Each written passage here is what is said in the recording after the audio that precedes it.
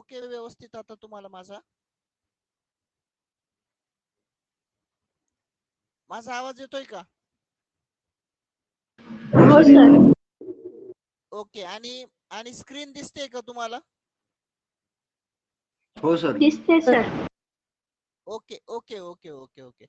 Now, students, we continue our next topic from science paper first, which is related to the periodic classification of an element.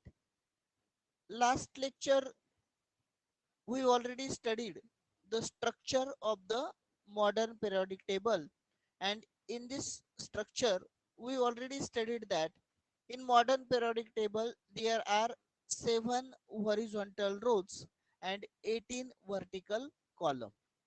These are the 7 horizontal rows: 1, 2, 3, 4, 5, 6 and 7.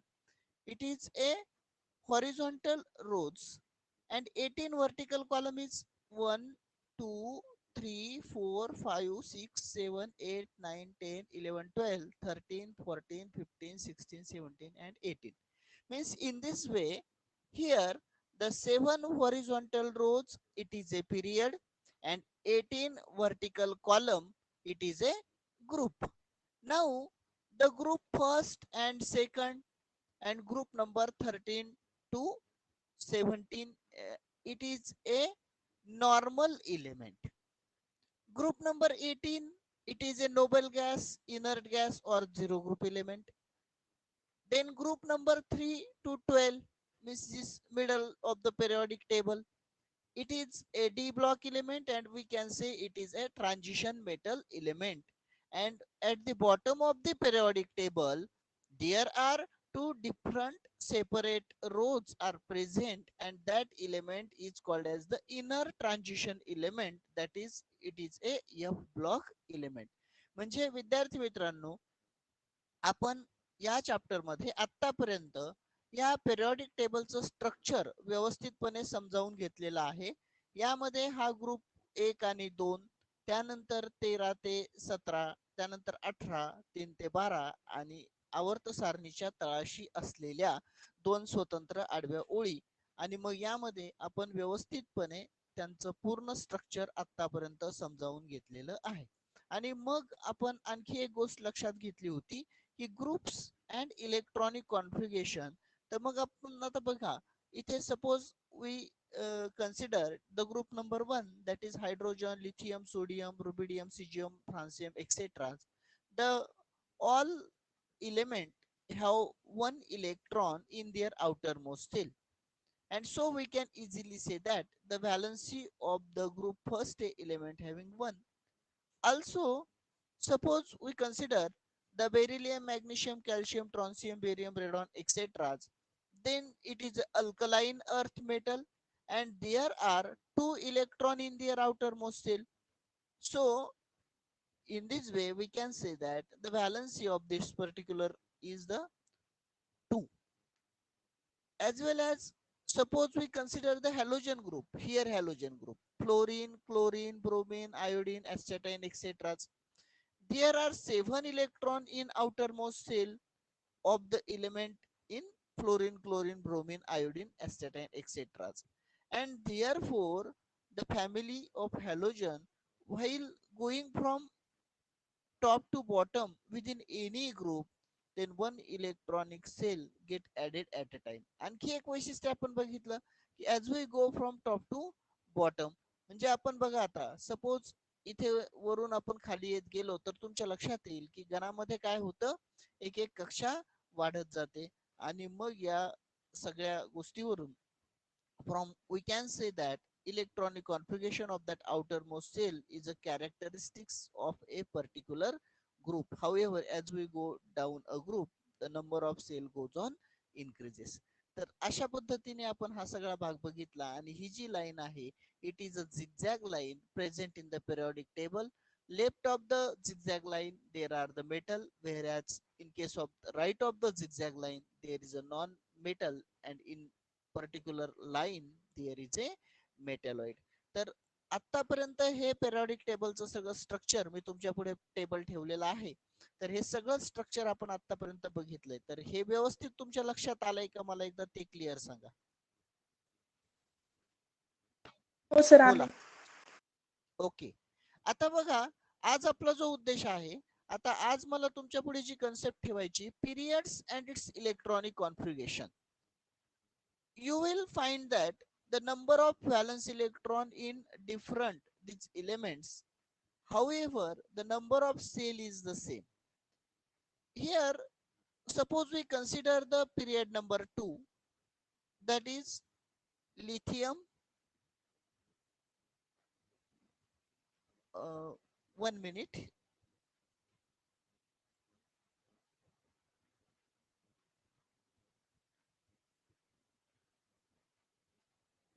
Okay. Lithium, then beryllium, boron, carbon, nitrogen, oxygen, fluorine and neon. आता विद्यार्थी मित्रांनो, बघा आता तुम्हाला इथे लक्षात येईल की as we go from left to right, आता आपण डावीकडून उजवीकडे जातोय. As we go from left to right within the period, the atomic number increases by 1 unit. आता atomic number increases by 1 at a time and number of valence electron also increases by 1 at a time. आता मी दोन statement केलेत बघा. आता माझे दोन statement काय आहेत? atomic number increases by 1 at a time and number of valence electron increases at a time. आता इथे तुम्हाला लक्षात येईल, lithium atomic number 3, beryllium 4, boron 5, carbon 6, nitrogen 7, oxygen 8, fluorine 9 and neon 10. Means in this way, easily we can say that the atomic number increases by 1. आता इथे तुम्ही हा जो atomic number आहे, तो atomic number 1 ने increase होतोय. लिथियमचा 3 आहे, बेरिलियमचा 4 आहे, बोरॉनचा 5, कार्बन 6, नायट्रोजन 7, ऑक्सिजन 8, फ्लोरीन 9 आणि न्यूऑन 10. म्हणजे याचा सरळ अर्थ काय होतो? तर atomic number जो आहे, तो atomic number इथे काय होतोय? 1 ने इन्क्रीज होतोय. आता atomic number इन्क्रीज होत असताना आणखीन मी सेकंड स्टेटमेंट काय केलं? The number of valence electron also increases by 1. आता नंबर ऑफ व्हॅलन्स इलेक्ट्रॉन म्हणजे तुम्हाला माहिती आहे की आउटर मोस्ट सेल मध्ये जे इलेक्ट्रॉन असतात, we can say it is a valence electron. मग लिथियम बघा 3 आहे, म्हणजे first shell having 2 electron, second shell having 1 electron. In case of the beryllium 4 means 2 2, number of one valence electron increases. Here boron 2 3 means again one electron increases. Carbon 2 4, here one electron increases. Nitrogen 2 5, one electron increases. Oxygen 2 6, fluorine 2 7 and neon 2 8. So we can say that elements with the same number of cell occupied by electrons belonging to the same period, and the elements in the second period, that is lithium, beryllium, boron, carbon, nitrogen, oxygen, fluorine and neon, have electrons in the two cells. That is, first is the K shell and second is the EL cell.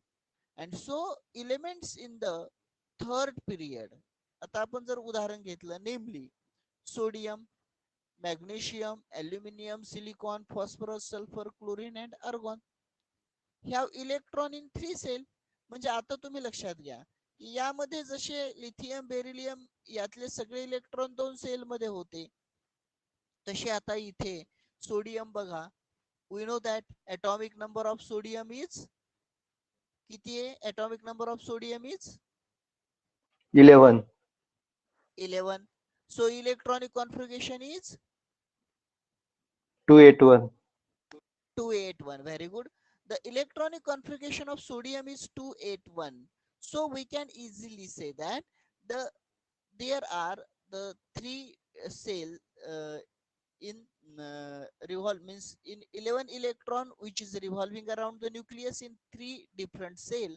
That is, in first cell the 2 electron, in second cell that is 8 electron, and the last one, that is the third cell, having 1 electron, and it is present in the, that is K, L and M cell respectively. Here magnesium 282, aluminum 283, silicon 284, 285, 286, 287, and 288. Means in this way, here the electronic configuration of this element and the modern periodic table, electrons are filled up in the same cell while going from left to right in a period, and the beginning of the next period a new electron cell starts filling up. बघा आता बघा इथे की या ठिकाणी काय होतं की आपण जसजसं वरतून खाली येतो तस तसं त्या ठिकाणी नवीन एक सेल काय होत जाते, इन्क्रीज होत जाते आणि त्या सेल मध्ये इलेक्ट्रॉन काय केले जातात, फिलअप केले जातात. So in this way we can easily explain the electronic configuration which is related to the group, also electronic configuration which is related to the period. म्हणजे आपण ग्रुप आणि इलेक्ट्रॉनिक कॉन्फिगरेशन आणि period आणि electronic configuration या संदर्भामध्ये व्यवस्थितपणे चर्चा केलेली आहे. आता यामध्ये आणखीन एक गोष्ट जर तुम्ही लक्षात घेतली, the as per electron holding capacity of cell, there are a formula already we studied in the last year, that is 2n square. Means it is a capacity of the cell having the electron holding capacity. प्रत्येक सेलची electron holding capacity आपण मागच्या वेळेस बघितलं होतं की it is calculated with the help of the formula 2n square. Suppose if the cell is K cell, second cell is the L cell, third cell is the M cell, fourth cell is the N cell, and then formula 2n square. Suppose we take the example cell number 1, then 2 into 1 square, easily we can say 1 square 1 into 2 2, 2 into 2 square 4 into 2 8, then 3 into square, sorry, 3 square is 9, 9 into 2 18, then 4 square 16 into 2 32. In this way 2 8 18 32 etc are the capacity of the electron holding capacity of a particular cell.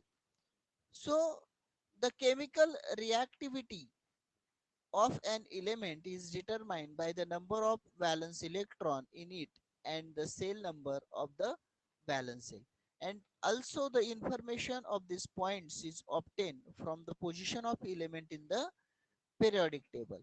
So modern periodic table has proved useful for study of the elements. म्हणजे हा जो modern periodic table जो आहे, हा table आपण काय करतोय, mostly मोठ्या प्रमाणावरती यूज करतो आहोत आणि यामध्ये बेसिकली सगळ्या ज्या व्यवस्थित प्रॉपर्टीज आहेत त्या प्रूव्ह केलेल्या आहेत. आता विद्यार्थी मित्रांनो, आपल्याला प्रामुख्याने इथे एक महत्वाची गोष्ट स्टडी करायची की periodic trends in the modern periodic table.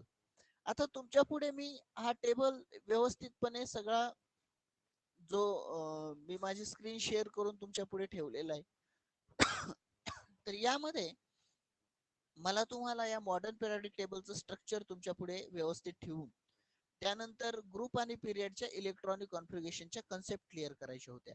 पण आता माझा जो महत्वाचा कन्सेप्ट आहे तो आहे की periodic trends in the modern periodic table.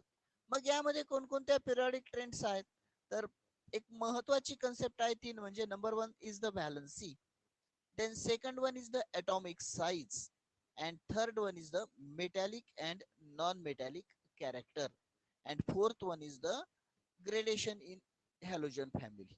आता मला चार गोष्टीवरती तुमच्याशी व्यवस्थित शेअर करायचंय की ती गोष्ट तुमच्या परफेक्ट लक्षात आली तर मग पिरियडिक टेबल मध्ये कुठेही अडचण नाही. आता पहिली कन्सेप्ट कोणती आहे, तर ती आहे valency. Then we know that what is valency, we already studied in the last year. The combining capacity of an element, we can say it is a valency. We already studied it. We know that the suppose we take the example sodium, atomic number is 11, then its electronic configuration is 281. So valency of sodium is Valency of sodium is 1. 1. 1. Very good. Valency of sodium is 1. Okay. Valency of chlorine is atomic number 17. Valency of chlorine is 1. 1. Why valency of chlorine is 1. 1? Why? Why Because valency of chlorine is chlorine get one electron from sodium. chlorine gain 1 electron? Easily we can say that it gain 1 electron, so its valency is 1. Sodium lose 1 electron, so its valency is 1. मग आता लक्षात घ्या की electron gain होणं किंवा electron lose होणं ही concept काय. Electron का गेन होतात किंवा का लूज होतात, तर आपण मागे बघितलं होतं. Every element try to obtain attain its octet in outermost cell, and so for complete it octet it gain electron or it lose electron, it is a valency. आता किती सिंपल कन्सेप्ट आहे बघा. atomic number of sodium is 11, electronic configuration is 281, and here in case of the chlorine atomic number 17, electronic configuration is 287. So student, sodium lose 1 electron from its outermost shell, then its remaining outermost shell having the 8 electron and it becomes the cell number 2. आता लक्षात घ्या तुम्ही, तिसऱ्या कक्षेमधला 1 electron सोडियमच्या निघून गेला म्हणजे इथे ultimately काय होणार आहे, दुसरी कक्षा त्याची अंतिम राहणार आहे. आणि क्लोरीनच्या शेवटच्या कक्षेमध्ये 7 इलेक्ट्रॉन आहेत. मग आता तुम्ही इथे इझिली सांगू शकता की या ठिकाणी 1 इलेक्ट्रॉन जो आहे त्याची त्या ठिकाणी काय आहे, अष्टक पूर्ण करण्यासाठी गरज आहे. आणि म्हणून मग क्लोरीन 1 इलेक्ट्रॉन घेतो आणि सोडियम 1 इलेक्ट्रॉन देतो आणि मग दोघांचंही अष्टक पूर्ण होतं. आणि मग त्या ठिकाणी आपण इझिली सांगू शकू की त्यांची व्हॅलन्सी सोडियमची पण 1 आहे आणि क्लोरीनची पण 1 आहे. सो बघा आता माझा जो पर्पज आहे मग की valency is nothing but the combining capacity of an element, and in this particular table the we can say easily the valency of each and every element. म्हणजे आता या ठिकाणी आपण या टेबलच्या मदतीने कोणताही मूलद्रव्य जर घेतला तर त्याची व्हॅलन्सी इझिली सांगू शकतो. आता सपोज आपण घेतलं बघा magnesium, atomic number 12, so electronic configuration is 282, so we can say that the magnesium lose 2 electron, so valence of magnesium is 2. Valence of aluminium is 3. In this way, in this way, sir आवाज येतोय. कुणाचं okay okay okay कुणाचा तरी mic mute केलेला होता, तो unmute केलेला आहे स्टुडंटने, तर माईक बंद करा. माईक माईक एक विद्यार्थ्याचा माईक चालू आहे, माईक बंद करा प्लीज. जेव्हा डाऊट असेल तेव्हा बोला. माईक बंद करा प्लीज. ओके, तर आता बघा या ठिकाणी म्हणजे ही जी कन्सेप्ट आहे व्हॅलन्सीची, ती कन्सेप्ट आता आपण या ठिकाणी काय केलेली आहे, क्लिअर लक्षात घेतलेली आहे. तर आता मला एक सांगा फक्त, आता तुम्हाला कोणताही मूलद्रव्य जर त्या ठिकाणी दिला तर त्याची व्हॅलन्सी तुम्हाला सांगता येऊ शकेल? हो सर. हो. हो सर. ओके ओके, मग आता मला सांगा, suppose here oxygen is atomic number is 8, then its electronic configuration 26. 26. 26. So valency is 2. valency 2. okay okay, valency is 2. Okay, clear, valency is 2. Then here the calcium atomic number 20, its electronic configuration is its electronic 287. configuration, first one 28. 287. Atomic number 288. of calcium is 20. 28. 2882. 2882. 2882. 2882. Okay, very good. 2882. बघा 8 आणि 2 10, 10 आणि 8 18, 18 आणि 2 20. So calcium 2882 its electronic configuration. So outermost cell having the 2 electron, so it lose 2 electron, and then their third cell is the outermost cell. So we can say that the valency of calcium is 2. Okay, friends, it is 2. very easy. So you can easily say the valency of each and every element. Now, the next important term is atomic size. We discuss on them. Here, you have seen in the previous standard that the size is a fundamental property of matter. We already studied. Size is the fundamental property of matter, and size of an atom is indicated by its radius. आता आपल्याला ही concept माहिती आहे काय की size is indicated by its radius. So atomic radius is the distance between the nucleus of the atom and its outermost cell. आता तुम्हाला हे पण माहिती आहे म्हणजे बघा ऑलरेडी आपण काय गोष्टी स्टडी केल्यात त्या तुमच्या पुढे ठेवतो आणि मग त्यावरून आपण लक्षात घेऊयात. आता रेडियस कुणाला म्हणतो आपण? atomic radius is the distance between the nucleus of the atom and its outermost cell. So atomic radius is expressed in unit picometer, and we know that 1 picometer is equal to 10 raised to minus 12 meter. Here we will find that atomic radius goes on. आता मला सांगा की in case of the period and in case of the group तुमच्या मतानुसार काय होईल मला पहिल्यांदा ते सांगा की as we go in a group from top to bottom and as we go in a period from left to right according to your opinion atomic size increases or decreases rather in group and in a period? Which is your conclusion? Increases. तुमचं conclusion काय आहे? Increases. Increases. Increases Increases. increase होईल. Okay, increase कशात होईल? Atomic number. Groups मध्ये top to bottom. Group Top मध्ये. मध्ये very good. आणि पिरियड मध्ये काय होईल? Left to right. Left to right. Left to right काय? इनक्रीज और डिक्रीज? इन्क्रीज. Increase होईल. Left to right increase. Increase होईल लेफ्ट टू राईट, बरोबर. ओके, आणखी दुसरं कोणाचं मत आहे का यापेक्षा वेगळं का हेच आहे? लेफ्ट टू राईट Increase, बघा decrease मिस्टर. काहीच नाही. नाही सर, इन्क्रीज डिक्रीज डिक्रीज नाही होणार काहीच कारण सेल वाढणारच नाही.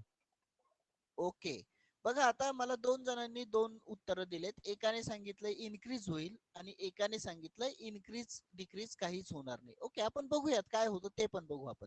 या व्यतिरिक्त आणखी कोणाचं कन्क्लुजन आहे का? असेल तर बोला, म्हणजे मग आपण सगळ्या गोष्टीवरती चर्चा करू. बघा मला दोन जणांनी वेगवेगळी उत्तरं दिली आहेत. एका स्टुडंटने सांगितलंय की सर इनक्रीज होईल, एकाने उत्तर दिलं इनक्रीज होणार नाही, डिक्रीज होणार नाही, ती कॉन्स्टंट राहील. यापेक्षा आणखी कोणाला काही बोलायचंय का?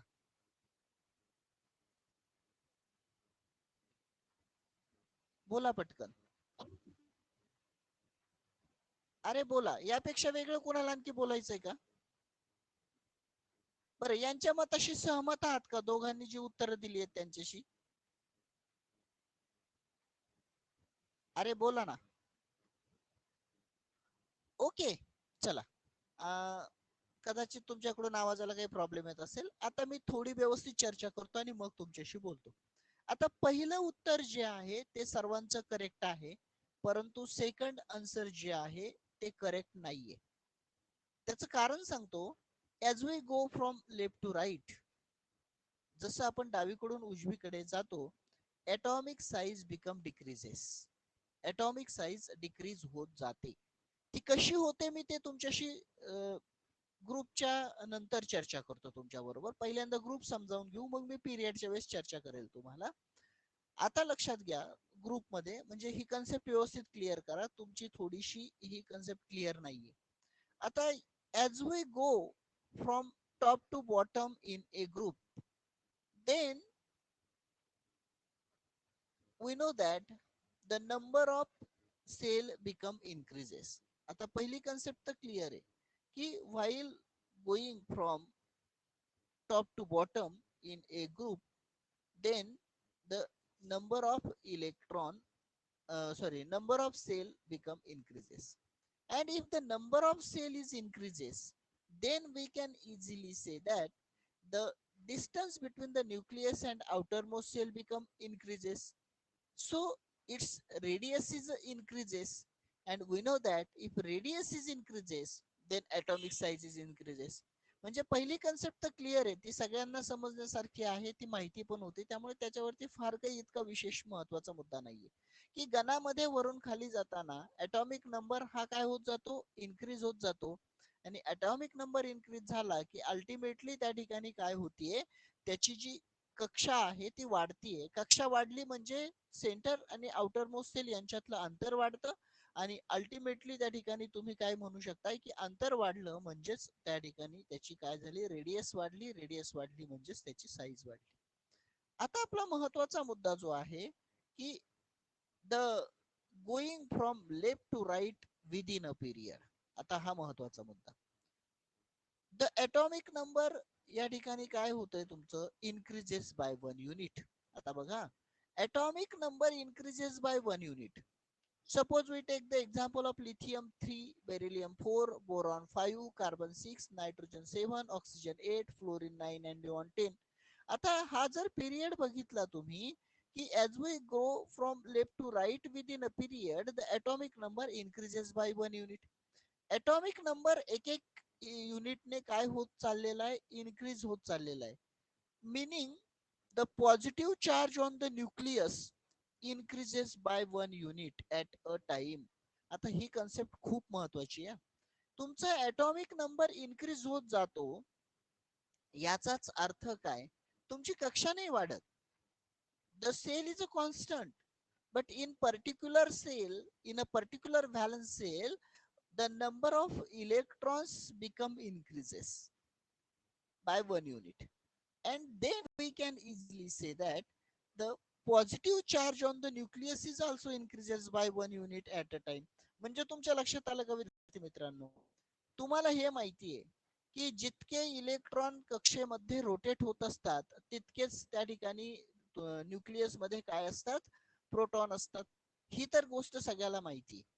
आणि मग आता लक्षात घ्या की जर तुमच्या आउटर मोस्ट सेल मधला एक एक इलेक्ट्रॉन वाढत गेला, याचाच अर्थ काय होतो, तर तुमचे जितके त्या ठिकाणी केंद्रक जो आहे त्या ठिकाणी त्याच्यामधला न्यूक्लियस मध्ये जो आहे तो प्रोटॉनचा काय होत गेला, चार्ज एक एकने वाढत गेला. आणि मग आता लक्षात घ्या की the additional electron get added to the same outermost cell. Additional electron added to the same outermost cell. म्हणजे additional electron outermost cell मध्ये कोणत्या वाढत गेला, सेम outermost cell मध्ये वाढत गेला. Due to increase nuclear charge, the electron are pulled towards the nucleus to a greater extent. आता ही concept मात्र तिथे तुम्ही अंडरलाईनच करा. Due to increase nuclear charge, due to the increased nuclear charge, the electrons are pulled towards the nucleus to a greater extent, and thereby the size of the atom become decreases. म्हणजे आता विद्यार्थी मित्रांनो लक्षात घ्या, सरळ सरळ सांगतो मी की काय होतं, लिथियम 2 1, बेरिलियम 2 2, दुसऱ्या कक्षेत एक इलेक्ट्रॉन वाढला, त्याच्यानंतर बोरॉन 2 3, कार्बन 2 4, नायट्रोजन 2 5, 2 6, 2 7, 2 8. 2 नंबरच्या सेल मध्ये इलेक्ट्रॉन वाढत गेले. जितके इलेक्ट्रॉन वाढतील तितकेच न्यूक्लियस मध्ये काय होणार आहे की प्रोटॉनची संख्या जी आहे ती काय होत जाणार आहे, न्यूक्लिअर चार्ज त्याच्यावरती इन्क्रीज होत जाणार आहे. आणि मग आता तुम्ही लक्षात घ्या की याचा परिणाम काय होतो, ते जे न्यूक्लियस आहे त्याच्यावरचा चार्ज इन्क्रीज होतो. Due to the increase nuclear charge, the electrons are pull towards the nucleus. आणि मग हा इन्क्रीज झालेला न्यूक्लिअर चार्ज काय करतो, आउटर मोस्ट सेलला pull towards itself. It try to the electron pull towards itself. To a greater extent. म्हणजे थोडक्यात तो काय करतो, त्या इलेक्ट्रॉनला न्यूक्लिअर चार्ज जो काय आहे जास्ती झालेला तो काय करतो आपल्याकडे ओढण्याचा प्रयत्न करतो.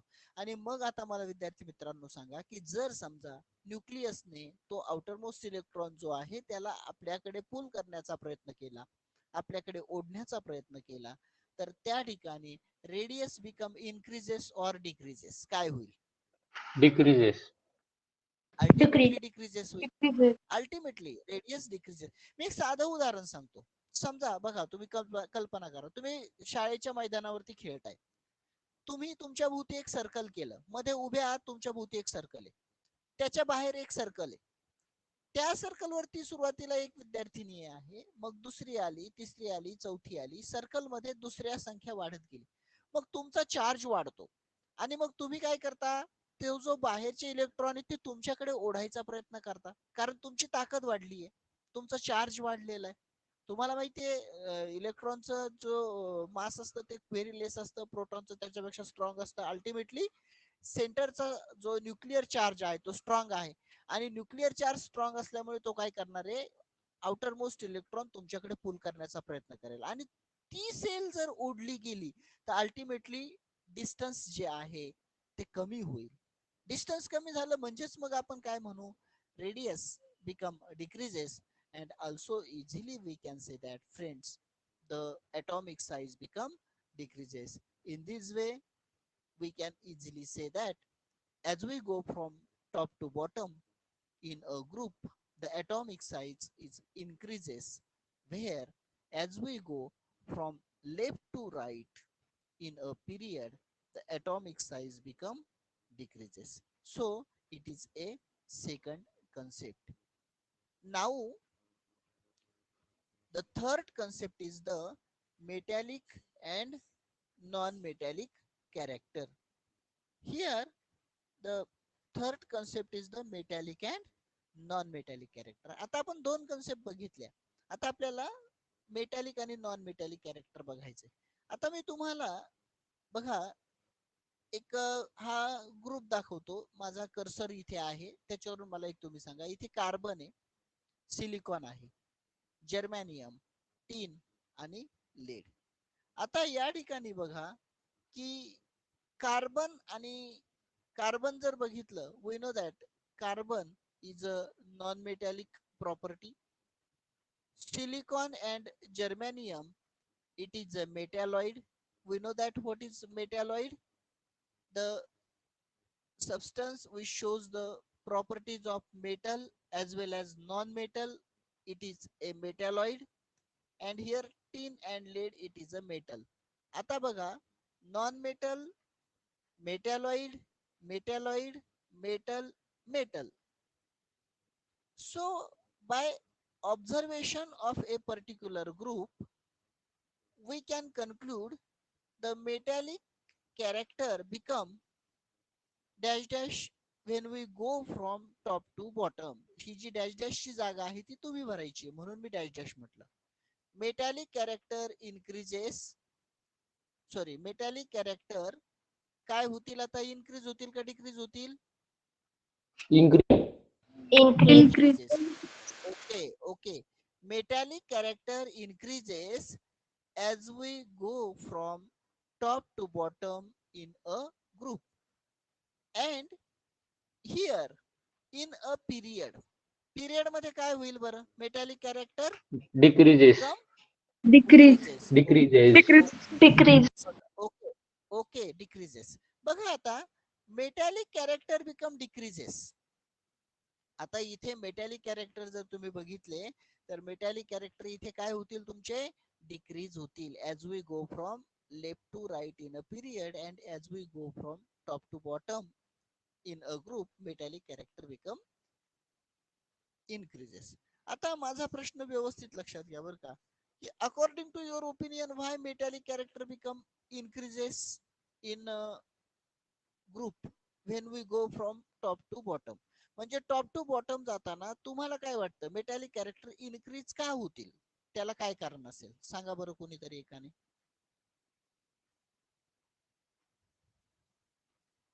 बोला.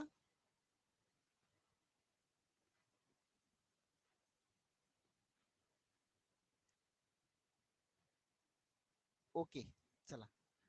बहुतेक ही कन्सेप्ट तुमची क्लिअर नाहीये, मीच बोलतो तुमच्याशी या कन्सेप्ट वरती. की बघा आता, as we go from top to bottom in a group, metallic character become increases. First case is, we know that the metal have tendency to lose the electron and non-metal have tendency to gain the electron. पहिल्यांदा आपल्याला दोन tendency समजून घ्यायच्या आहेत की या ठिकाणी बघा, पहिला आपण एक मुद्दा लक्षात घेऊयात की मेटलची टेंडन्सी काय आहे, to lose electron and non मेटलची टेंडन्सी आहे टू गेन इलेक्ट्रॉन. मग आता एकदा तुम्हाला टेंडन्सी लक्षात आली की याचा अर्थ जो इझिली इलेक्ट्रॉन लूज करू शकतो तो गुड मेटल, जो इझिली इलेक्ट्रॉन गेन करू शकतो तो गुड नॉन मेटल. ही कन्सेप्ट तर क्लिअर आहे. So the chemical properties of metal and non-metal, it is seen from the chemical formulae of the simple ionic compound, and that the cation in them form from a metal while anion from a non-metal. And with the help of this we can understood that metal have a tendency to form the cation by losing its valence electron. This property is called as the electropositivity. आता तुम्हाला हे माहिती आहे, मी थोडस तरीही तुमच्याशी बोलतो. Sodium एक इलेक्ट्रॉन लूज करतो, त्याचा सोडियमचा आयन तयार होतो, त्याच्यावरती पॉझिटिव्ह चार्ज असतो. क्लोरीन निगेटिव्हली चार्ज पार्टिकल आहे, त्याचा एनायन तयार होतो, तो एक इलेक्ट्रॉन गेन करतो. On the other hand, atom of a non-metal have tendency to form the anion by accepting electron from outside to its valence shell. So we have already seen that ions have a stable electronic configuration of a noble gas. So how is the ability to lose or accept the electron in the valence shell is determined, and all the electron in any atom are held by attractive force exerted by them by the positively charged nucleus.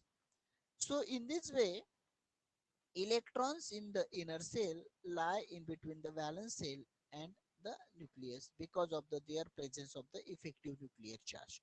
आता या ठिकाणी तुमच्या लक्षात आलं असेल बघा, the number of valence electron in metal is small, that is 1 to 3. मेटलचे जे व्हॅलन्स इलेक्ट्रॉन असतात ते 1 2 3, आणि नंतर मग आपण त्या ठिकाणी बघितलं की 4 5 6 7, मग त्याची व्हॅलन्सी जी आहे ते 1 ते 3 ने इन्क्रीज होते. 1 2 3 4, परत त्या ठिकाणी 3 2 1 0 अशी व्हॅलन्सी होत जाते. So here effective nuclear charge exerting attractive force of the valence electron, and so therefore the combined these two factor, metal have tendency to lose the electron to form the cation having a stable noble gas electronic configuration, and this tendency of element is a electropositivity. मी सुरुवातीला सांगितलं की metal have tendency to lose the electron and it forms the cation, and such a property is a electropositivity. In case of the non-metal, it have tendency to gain the electron, and then the term is the electronegativity of particular character of that element. म्हणजे या ठिकाणी तुम्ही जर उदाहरण घेतलं, sodium हा electron lose करतो, chlorine हा इलेक्ट्रॉन गेन करतो, मग सोडियम वरती पॉझिटिव्ह चार्ज येतो आणि क्लोरीन वरती निगेटिव्ह चार्ज येतो. आता इथे माझा मुद्दा जो आहे तो हा आहे की as we go from top to bottom metallic character become increases. Metallic character increase का होत जातं? The periodic trend in a metallic character of element, it is clearly understood from their position in the modern periodic table. Suppose let us consider the metallic character of element belonging to the same group. While going from down a group, new cell get added, resulting in an increasing the distance between the nucleus and the valence electron. आता ही concept लक्षात घ्या बरं का, की in a group as we go from top to bottom, आता group मध्ये top to bottom जाताना काय होतंय लक्षात घ्या, new shell get added. New shell get added म्हणजे आता इथे हायड्रोजन एकच सेल आहे, lithium 2 shell, sodium 3 shell, potassium 4 shell. म्हणजे काय होत जातं, नवीन सेल ऍड होत जाते, resulting in and increasing the distance between nucleus and valence electron. म्हणजेच याचा परिणाम काय होतो की व्हॅलन्स इलेक्ट्रॉन आणि न्यूक्लियस यांच्यातलं अंतर जे आहे विद्यार्थी मित्रांनो, ते अंतर पण काय होत जातं, वाढत जातं. आणि अंतर वाढल्यानंतर this result in the lowering the effective nuclear charge, lowering the effective nuclear charge and thereby lowering the attractive force on the valence electron. आता कन्सेप्ट लक्षात आली आहे का? lowering the effective nuclear charge and thereby lowering the attractive force on the valence electron. म्हणजे सरळ सरळ आहे बघा. परत मी तेच उदाहरण देतो. तुमच्या भोवती एक रिंगण आहे, त्याच्या भोवती बाहेर एक रिंगण झालं, त्याच्या बाहेर आणखी एक रिंगण झालं. समजा तुमच्या बाहेर रिंगणांची संख्या वाढत गेली तर शेवटचं जे काही रिंगण असेल तुमचं, त्याच्यावरती तुमचा जो चार्ज असेल तो अल्टिमेटली जवळचे जे रिंगण असतील त्याच्यावरती जास्त असेल, पण दूरचं जे रिंगण असेल त्याच्यावरती नेट तुमचा जो चार्ज आहे तो अल्टिमेटली कमी असणार आहे. आणि मग as a result of this the tendency of atom to lose the electron increases. म्हणजे सरळ सरळ मुलांना लक्षात घ्या की as we go from top to bottom the number of shell become increases, and if the number of cell is increases then ultimately the nuclear charge is nuclear charge is the decreases, and therefore ultimately nuclear force on that particular cell become decreases. And if the nuclear force become decreases then easily there is a lose of the electron, and so the metallic character become increases. कारण तुम्हाला माहिती आहे easily electron lose झाला तर it is a good metal, it have tendency to lose the electron, and so also in a particular shell become the outermost shell of losing valence electron, and the penultimate shell is a complete octet, and therefore resulting cation has a special stability. Due to this tendency of atom to lose the electron increases further, and metallic character of an atom in its tendency to lose the electron. Therefore, we can say that the following trend is observed. The metallic character of element increases while down the group. म्हणजे हा एक काय झाला, trend झाला. पण आता while going from left to right within a period, मग आता पिरियड मध्ये काय होतं, आता इथे बघा तुम्ही, lithium, beryllium, boron, carbon, nitrogen, oxygen, fluorine आणि neon. As we go from left to right in a period, then the outermost cell remains the same. outermost cell बदलत नाहीये. म्हणजे लिथियम 2 1 2 2 2 3 2 4 2 5 2 6 2 7 2 8, म्हणजे सेकंड सेल मध्ये एक एक इलेक्ट्रॉन इन्क्रीज होत गेला पण सेल मात्र कॉन्स्टंट आहे. So we can say that as we go from left to right within a period, the outermost cell remains the same. However, the positive charge on the nucleus goes on increasing. आता बघा, positive charge on the nucleus goes on increasing, म्हणजे nucleus वरचा positive charge मात्र काय होत गेला, वाढत गेला, while the atomic radius goes on decreasing. ते पण तुम्ही मागे बघितलेलं आहे की अल्टिमेटली पॉझिटिव्ह चार्ज इन्क्रीज झाला की ॲटॉमिक रेडियस जी आहे ती काय होते, डिक्रीज होतीये. कारण काय होतो की तो न्यूक्लियस काय करतो, आउटरमोस्ट जो इलेक्ट्रॉन आहे त्याला pull towards itself, it try to pull the electron towards itself, so its atomic radius is decreases, and thus the effective nuclear charge goes on increasing. म्हणजे रेडियस डिक्रीज झाली की त्याच्यावरचा effective nuclear charge ultimately काय होणार आहे, increase होणार आहे. and as a result of this tendency of atom to lose valence electron decreases while within a period from left to right. आणि मग या ठिकाणी आपण सांगू शकू की टू लूज व्हॅलन्स इलेक्ट्रॉन म्हणजे तिथला व्हॅलन्स इलेक्ट्रॉन इझिली तुम्हाला माहिती आहे तो लूज होत नाही, तर त्याची कॅपॅसिटी काय आहे, gain the electron. And so within a period from left to right.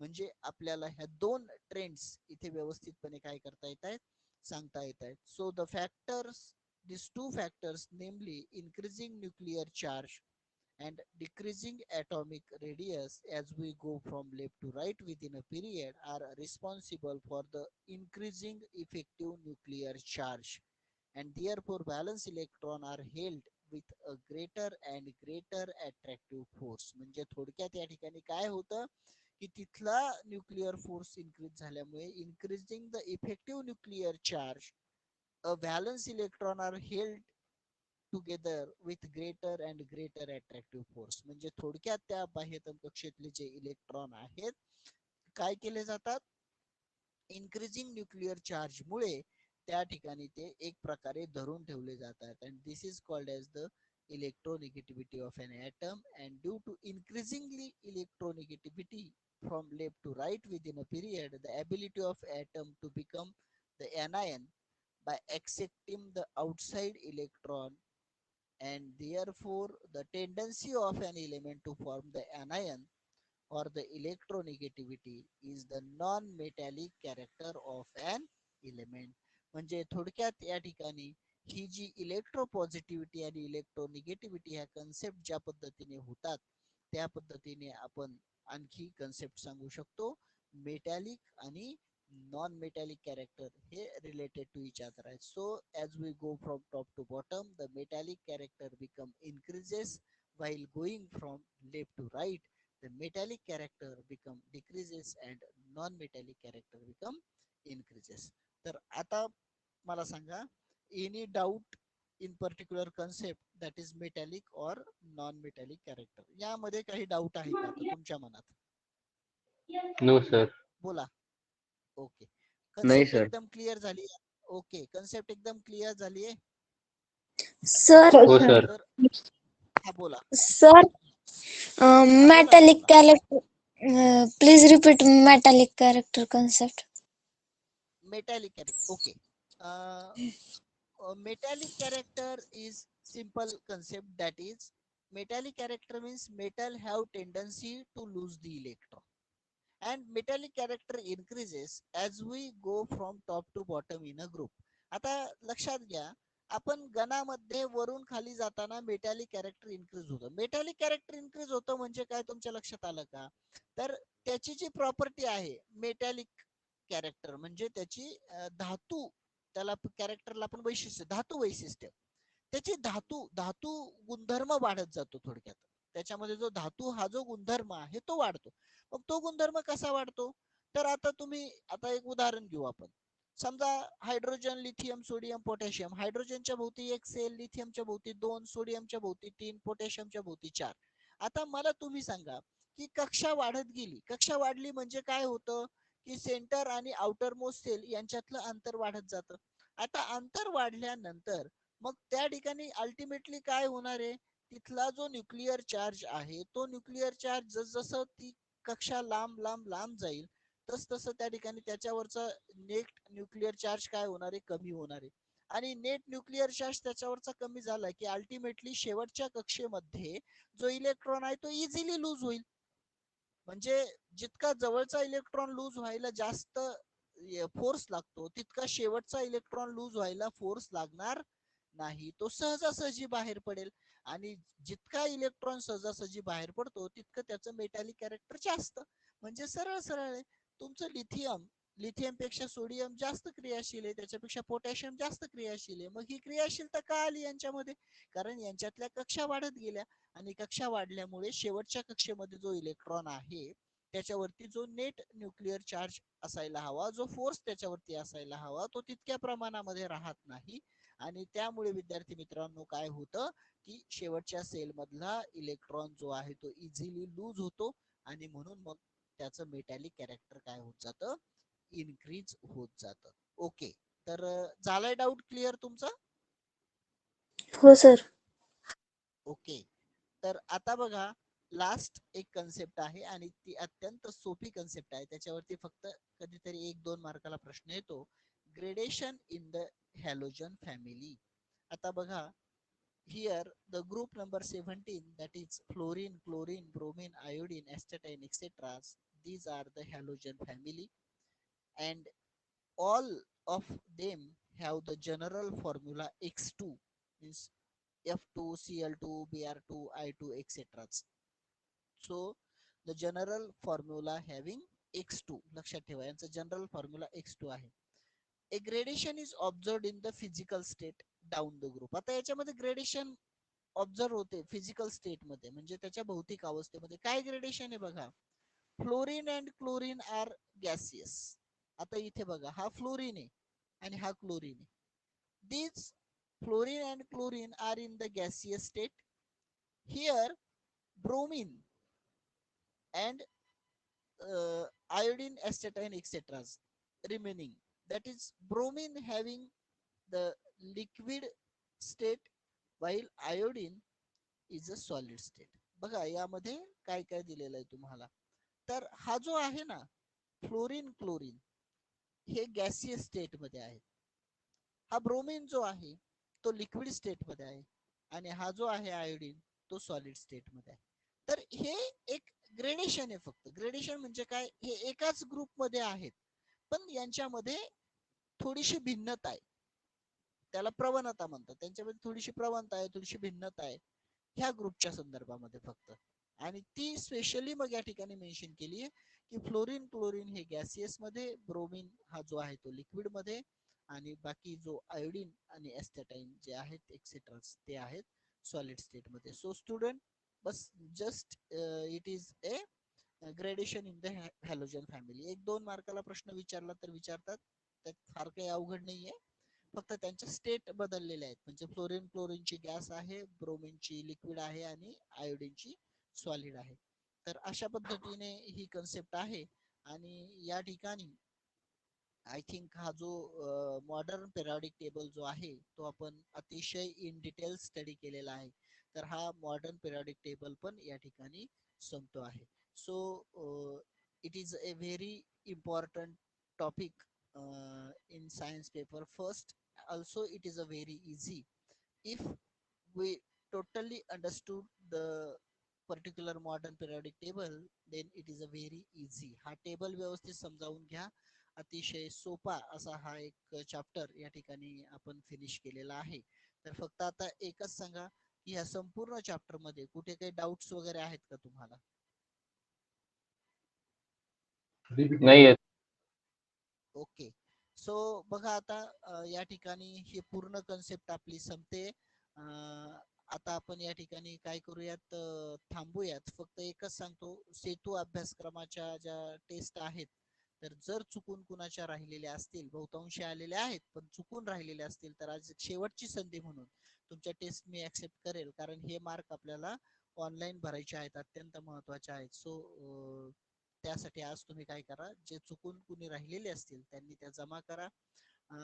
मी आज या लेक्चर मध्ये सहभागी झालेल्या सर्वांचं स्वागत करतो. आपला हा चॅप्टर इथे संपतो आहे. Okay, welcome all of you and have a nice day.